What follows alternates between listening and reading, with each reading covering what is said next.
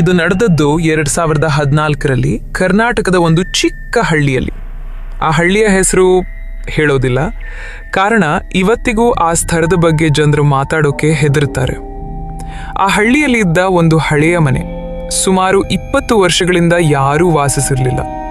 ಆ ಮನೆಯ ಮುಂದೆ ಹಾದು ಹೋಗುವವರೇ ವಿರಳ. ಅದೇ ಹಳ್ಳಿಯಲ್ಲಿ ವಾಸವಾಗಿದ್ದ ರಮೇಶ್ ಎಂಬ ಯುವಕ, ಅವನು ಹತ್ತಿರದ ಪಟ್ಟಣದಲ್ಲಿ ಕೆಲಸ ಮಾಡುತ್ತಿದ್ದ. ಒಂದು ದಿನ ಅವನಿಗೆ ರಾತ್ರಿ ಡ್ಯೂಟಿ ಆಯಿತು. ಮನೆಗೆ ಬರೋಕೆ ಅರ್ಧರಾತ್ರಿ 12:30. ಆ ಹಳೆಯ ಮನೆಯ ಪಕ್ಕದಿಂದ ಹೋಗುವಾಗ ಅವನು ಮೊದಲ ಬಾರಿ ಒಬ್ಬ ಹೆಂಗಸಿನ ಅಳುವ ಶಬ್ದ ಕೇಳಿದ. ಬಹುಶಃ ಯಾರಾದರೂ ಮದ್ಯಪಾನ ಮಾಡಿ ಅತ್ತಿರಬಹುದು ಎಂದುಕೊಂಡು ಅವನು ಗಮನಿಸಲೇ ಇಲ್ಲ. 2ನೇ ರಾತ್ರಿ ಮತ್ತೆ ಅದೇ ಸಮಯ, ಅದೇ ಜಾಗ. ಈ ಬಾರಿ ಅಳುವಲ್ಲ, ಸ್ಪಷ್ಟವಾಗಿ ಅವನ ಹೆಸರನ್ನು ಕೂಗಿದ್ರು, ರಮೇಶ್, ರಮೇಶ್. ಅವನಿಗೆ ಶಾಕ್ ಆಯಿತು. ಆ ಸಮಯದಲ್ಲಿ ಆ ರಸ್ತೆಯಲ್ಲಿ ಯಾರೂ ಇರಲಿಲ್ಲ. ಹಿಂದೆ ತಿರುಗಿ ನೋಡಿದ. ಆ ಹಳೆಯ ಮನೆಯ ಕಿಟಕಿಯಲ್ಲಿ ಒಂದು ನೆರಳು, ಆದರೆ ಮುಖ ಕಾಣಿಸ್ಲಿಲ್ಲ.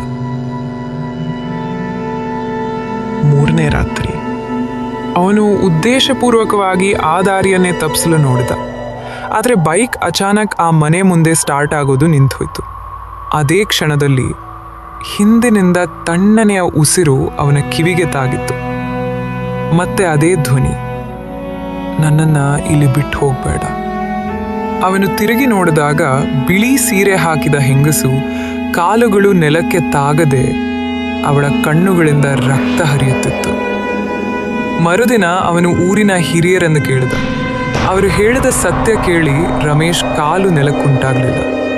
ಸುಮಾರು 25 ವರ್ಷಗಳ ಹಿಂದೆ ಅದೇ ಮನೆಯಲ್ಲಿ ಲಕ್ಷ್ಮಿ ಎಂಬ ಗರ್ಭಿಣಿ ಮಹಿಳೆ ಆತ್ಮಹತ್ಯೆ ಮಾಡಿಕೊಂಡಿದ್ದಳು. ಕಾರಣ, ಅವಳ ಗಂಡ ಹಾಗೂ ಮನೆಯವರು ಮಾಡಿದ ಹಿಂಸೆ. ಅವಳ ಮೃತದೇಹವನ್ನು ಯಾರಿಗೂ ಗೊತ್ತಾಗದಂತೆ ಅದೇ ಮನೆಯ ಹಿಂಬಾಗಿಲಲ್ಲಿ ಹೂತಿದ್ದರು. ಕೊನೆಯ ಘಟನೆ ಆ ರಾತ್ರಿ ಮತ್ತೆ ರಮೇಶ್ ಮನೆಗೆ ಬರುತ್ತಿದ್ದಾಗ ಆ ಮನೆಯ ಕಡೆ ನೋಡಲಿಲ್ಲ. ಆದರೆ ಹಿಂದಿನಿಂದ ಸ್ಪಷ್ಟವಾಗಿ ಕೇಳಿಸಿತು, ನನಗೆ ನ್ಯಾಯ ಕೊಡಿಸು. ಮರುದಿನದಿಂದ ರಮೇಶ್ ಆ ಊರನ್ನೇ ಬಿಟ್ಟು ಹೋಗ್ಬಿಟ್ಟ. ಆದರೆ ಇವತ್ತಿಗೂ ಅರ್ಧರಾತ್ರಿ ಆ ರಸ್ತೆಯಲ್ಲಿ ಹೋಗುವವರು ಹೇಳುತ್ತಾರೆ, ಯಾರಾದರೂ ನಿಮ್ಮ ಹೆಸರನ್ನು ಕರೆದ್ರೆ ಹಿಂದೆ ತಿರುಗಿ ನೋಡಬೇಡಿ, ಅದು ಮಾನವ ಧ್ವನಿಯಲ್ಲ.